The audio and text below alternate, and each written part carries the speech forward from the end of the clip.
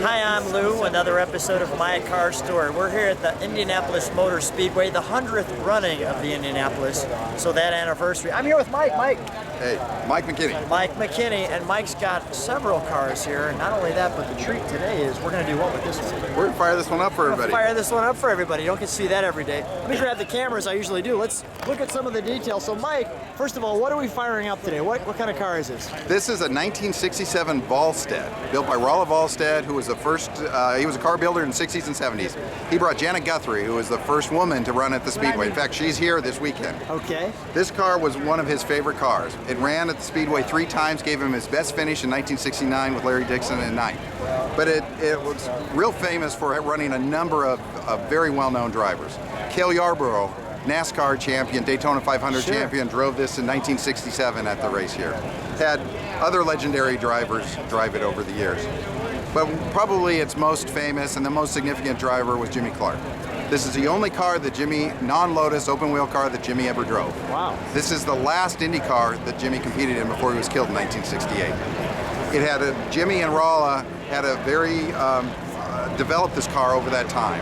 And they had success. He put it on the front row right next to Dan Gurney. He actually battled Dan Gurney in the race at this is in Riverside, California. And actually passed Dan and was leading the race when, unfortunately, he missed a shift and the engine failed. So he fell out of that race. But during that weekend, they did a variety of things, including, if you look at the back of the car, you'll see, Let's look and talk at the same time. We'll give people, let me do this with the camera stand just so I can get it out of the way.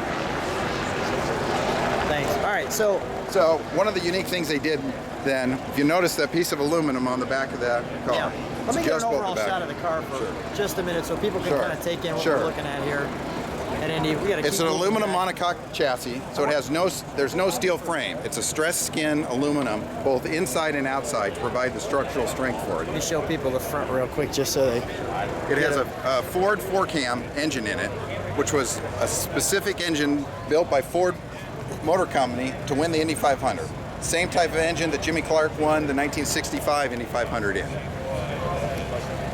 Normally aspirated, non-turbocharged, about 450, 500 horsepower. Now, what do you got to do to start an Indy car? Usually you'll warm the oil, you were sharing with me? Starting an Indy car is an exhausting process. Essentially, you've got multiple heaters in the oil system. In the external tanks, it's a dry sump system. In the bottom of the engine, you preheat that, takes about an hour. After that, what you end up doing is you pull the spark plugs out, and you end up having to prime the fuel system. You get fuel coming through the whole system. You then put your spark plugs back in, and they're a special warm-up plug. It's a hotter spark plug so that you can fire the engine up when it's cold. Then you warm the engine up, you get it up to temperature, then you pull the plugs back out, and you put your actual race plugs in. And this is your crankshaft. This is a gear heart starter. If you notice the large motor on the back, that actually was similar to what was used in big radial aircraft engines back then. Okay. To start it. Goes through the gearbox, there's a shaft connected directly to the engine, and that's what is fired. The car has a Hewland 4-speed gearbox in it. This is an external oil tank. The other tank on the other side is actually an external fuel tank. So the fuel comes back to that. It's a pickup tank, and that's what Bryant is where the fuel is drawn from. It's got a Mallory magneto system. Let's fire it up. All right, we'll fire it up. One thing I want to tell you about on this thing, though, that wing, the aluminum piece on the back of this is very significant. This was the first time an actual wing was used on a Formula One or Indy car. Okay. And in fact, Jimmy Clark and Vollstedt developed it at Riverside that year. And you run this car today? We're running it tomorrow. Okay. Tomorrow morning we'll have it out there on track. When you run this car, how much fun is that? Oh, there's nothing better. I mean, it is just the ultimate experience for, you're out there and it's hard to get a grin off your face. I mean, it's just... And I may have even asked this, I'm so overwhelmed with the car, but how did you get this car again? This was out of Vollstedt. What ended up happening? Okay. I'm too enthralled with what I'm looking at. Let's start her up. All right, let's start her up, guys. You got to have a team to do that. First of all, we put this piece on.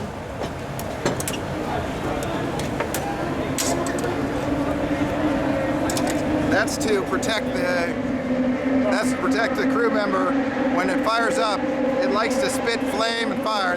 it sounds very angry when you fire these things up. I'm looking forward to it. Huh? I'm looking forward to it. Yeah. That's the bob board. That's the good part? No, it's the bob board. All right, the bob board. So we don't want to burn Bob. We don't want to burn Bob. Here's Bob. Bob, that's Bob. All right.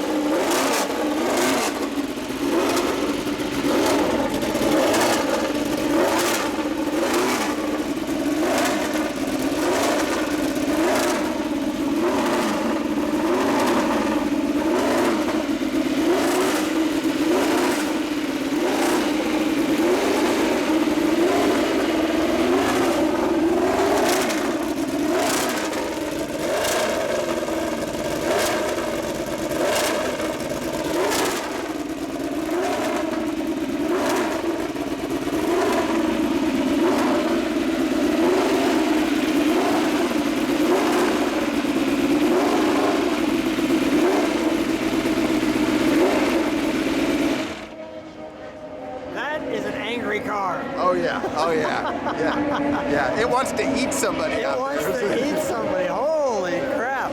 Let's do this. Let's put the body panels on. All right, let's put the box on. No leaks on this side.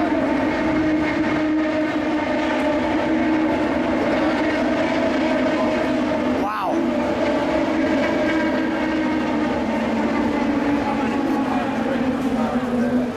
This is about 500 left. And then you put your car together.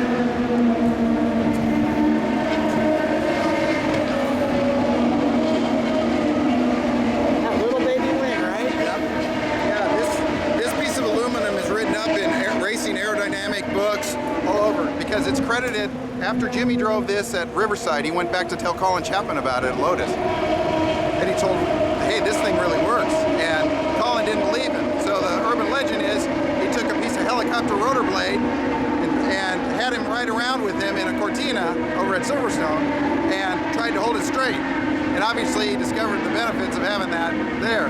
And so that fall, fall of 67, winter of 68 area, they put a wing on their Formula One car in New Zealand for the Tasman series. From then on. And so this is credited with bringing wings to Formula One, which if you see Formula One cars now, It's all about wings. Oh yeah, yeah. And that's a very significant piece of racing history right there. And that's the actual piece.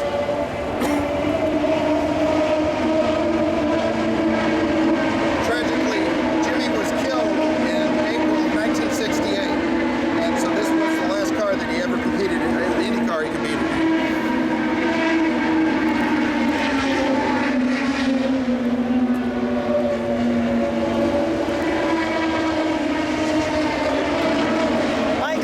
Stand right next to her. It's a little loud out here right now because the cars are running. Thanks for being on My Car Story. Thanks for starting her out. I enjoyed it. Thank you very much.